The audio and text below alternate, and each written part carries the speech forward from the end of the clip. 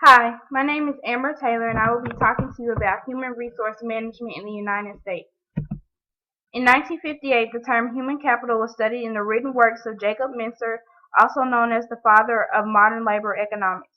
Today's modern definition of human capital has developed over the remainder of the 20th century to represent the economic value placed on the attributes of the labor market. Knowledge, work experience, skills, and potentials. It has become the source of competitive advantage among competitors in similar markets.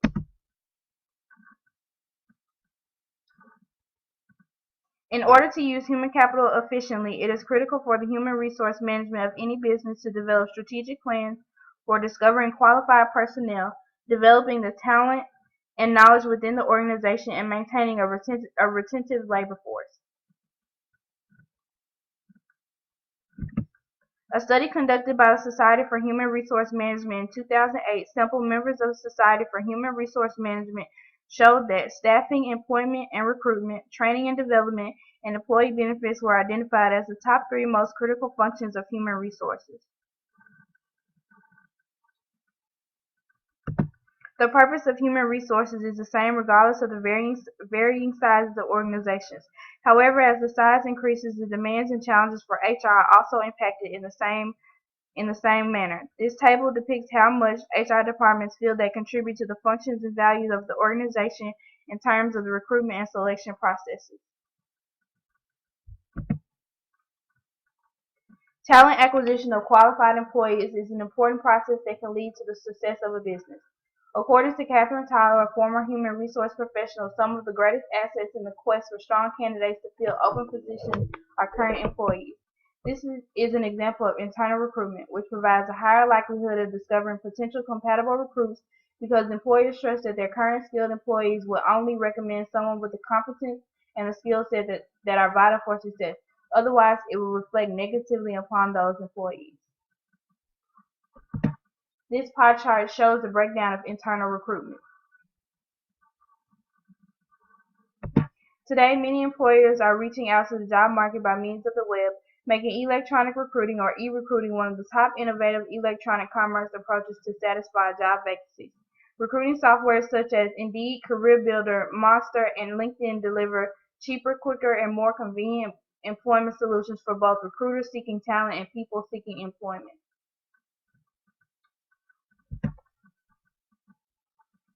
Training Magazine's 2012 industry training report showed that training expenses have fallen to $55.8 billion, decreasing by 6.5% since 2011.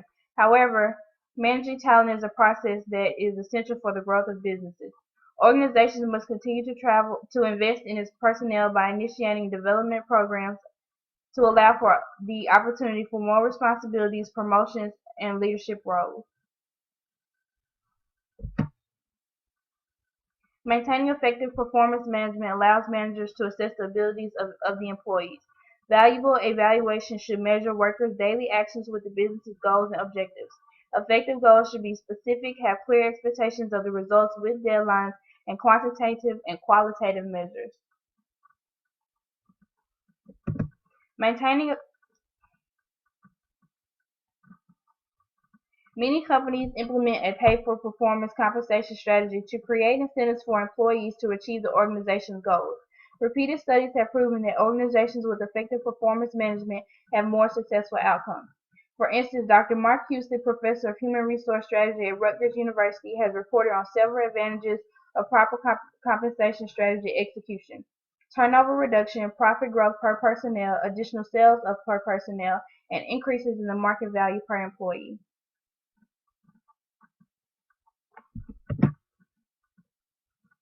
The business cycle also involves maintaining terminations, which include quits, fires, layoffs, retires, deaths, disabilities, and relocations of the workforces. According to the Bureau of Labor Statistics, 4.4 million total terminations were reported at the end of August 2013. The condition of the labor market should be held in consideration because voluntary turnover rates have decreased due to the decline of the economy. However, studies show that 54% of labor force is expected to pursue new employment when the economy recovers. According to author Alan Price, the practice of human resource management is found on 10 critical principles in which he highlights in his 10C model. To highlight a few, we will elaborate on comprehensiveness, control, coherence, competence, and commitment. Comprehensiveness requires that all components employees need in order to work be properly managed. Control is exercised effectively when productivity and quality are attained. Coherence is achieved when the mission and vision of the business are aligned with and met by the efficient management of its human resources, meaning that the focus are on the company needs and employee abilities. Because employees are important assets and a source of competitive advantage for a firm, it is important to make sure that they are skilled and equipped with the resources to further develop their capabilities in order to be competent. In order for commitment to be achieved, HR must be able to keep employees motivated so as to ensure that the goals and objectives of the company are met.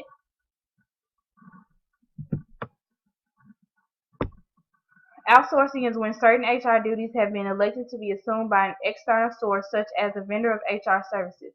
It has transformed into a multi-billion-dollar industry over the last decade that is still growing.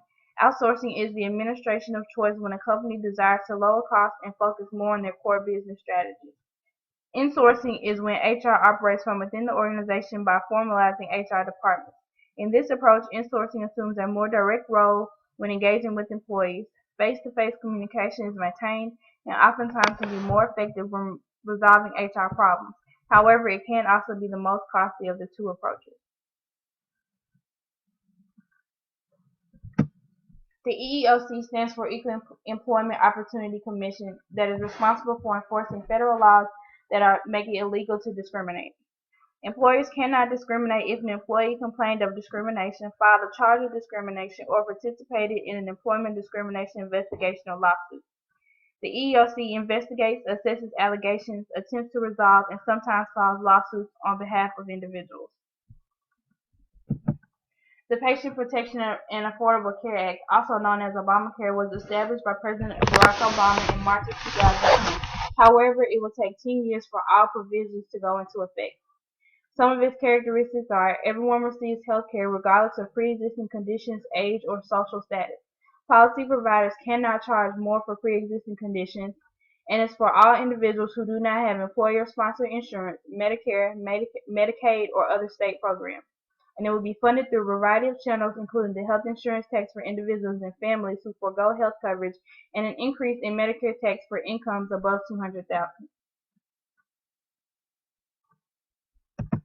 The Civil Rights Act of 1964 was derived to end racial discrimination in employment, education, and social arenas. Title II was the most controversial because the 1883 civil rights cases said that the 14th Amendment did not reach to private discrimination in public. The case of Heart of Atlanta Motel versus the United States was upheld by the Supreme Court as a constitutional application of the Commerce Clause, which allows Congress to regulate interstate commerce, which validated Title II of the Civil Rights Act of 1964. The Civil Rights Act of 1991 was an amendment to the Act of 1964, which gave individuals the right to attend trials, when before jury trials were only possible under the EPA, which is Equal Pay Act, or the ADEA, which is Age Discrimination in Employment Act. It also established a maximum award of combined damages of $300,000 for employers with more than 500 employees. Provides for protection to members of Congress, and the burden of proof switched to the employer.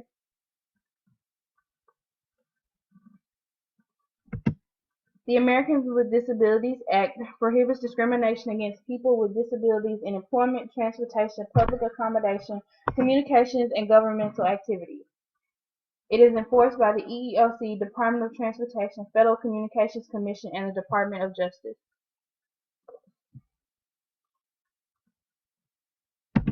And these are a list of our references.